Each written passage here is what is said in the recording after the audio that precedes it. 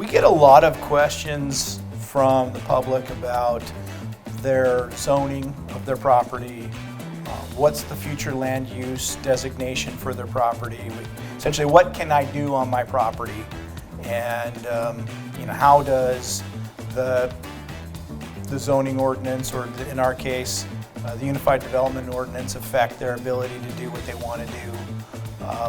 What's the setbacks, how close can they get to the street, what can they do on their property, can they have large animals, those types of questions are frequent.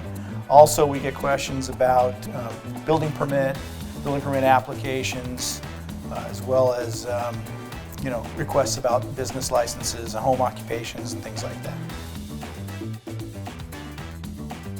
The overall mission, I think, is to ensure that the county continues to prosper and grow in a positive and healthy way. I mentioned we have the building department, and we also have code enforcement. With regard to building, we actually respond to a number of requests for building permits, probably in the neighborhood of 25 permit applications a week. And we issue the building permits, and then we actually have building inspectors that go out and make sure that whatever construction occurs is done properly, safely, and to code. So that's an important mission. And then we have code enforcement, as well as our community improvement team. Code enforcement responds to probably about 80 complaints a month, and they're from a variety of things, from property maintenance issues to as far as how many animals are on a piece of property, to whether or not there's abandoned vehicles. And so they're pretty busy. We have 7 code enforcement officers right now, and the county's broken up into 8 zones, so those are pretty busy guys. And then on top of that, we have our community improvement team, and they make sure that things are done safely. They go out and they remove trash and debris, clean up the rights of way, and we average probably anywhere from 12 to 15 tons of trash and debris removed per month by those guys. And I think we have 16 right now in that department. My name is Christopher Wheeler. I am the Deputy Director here in Planning and Development.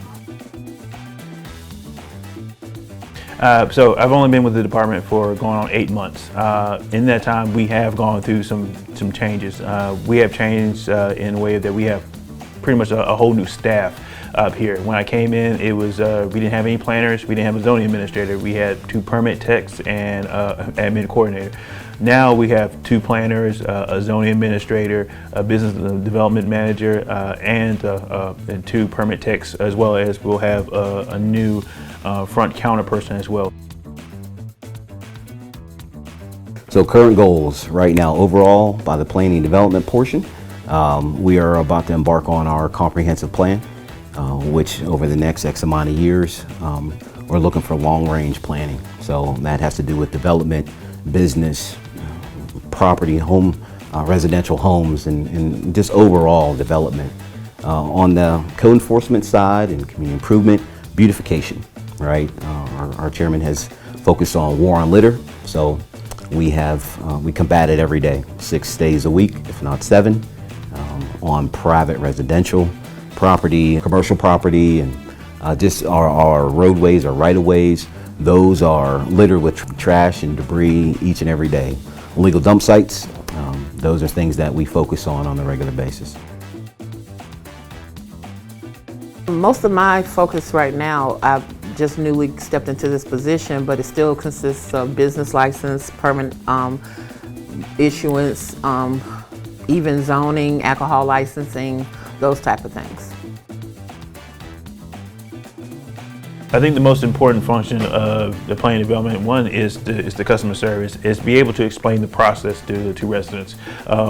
In planning and development, we deal with all sorts of people. People who are interested in just obtaining a business license, people who want to say, hey, I just want to remodel my house, or people want to say, hey, I'm interested in selling this piece of property and develop a residential subdivision on it. or hey, I have somebody who next door is dumping litter. We deal with a lot of that, and a lot of that is deal with interaction with residents, and we want to make sure that we have a positive interaction with them, and a lot of that just comes from just having good customer service skills. So just an example of a process, when you're doing alcohol licensing, the person has to first of all be zoned to have an alcohol license, meaning you have to have a business that operates, whether it's a restaurant, a liquor store, or a convenience store. We have to get an application, give it to the person that's applying for it. They have background checks to do, proof of residency, they have printing processes to do, and then they have to go before the Board of Commissioners to be approved to get that license. So they go through quite a few steps. Each and every day. Each and every day. I just responded to something here yesterday, and everybody had a part in it. You know, anything that we can do better, we definitely consider that. Because we don't have all the answers, right? Obviously, the citizens have to live in the neighborhoods, in the community, whether it's inside a residential community subdivision, or whether it's at the retail, the grocery store, or the marketplace, or then in the commercial areas to where they're shopping, or even something as simple as the gas station. So we don't see these things on a regular basis, so they do because they frequent. So please, again, continue to inform us. Continue to reach out in any way, and we will respond the best way we can.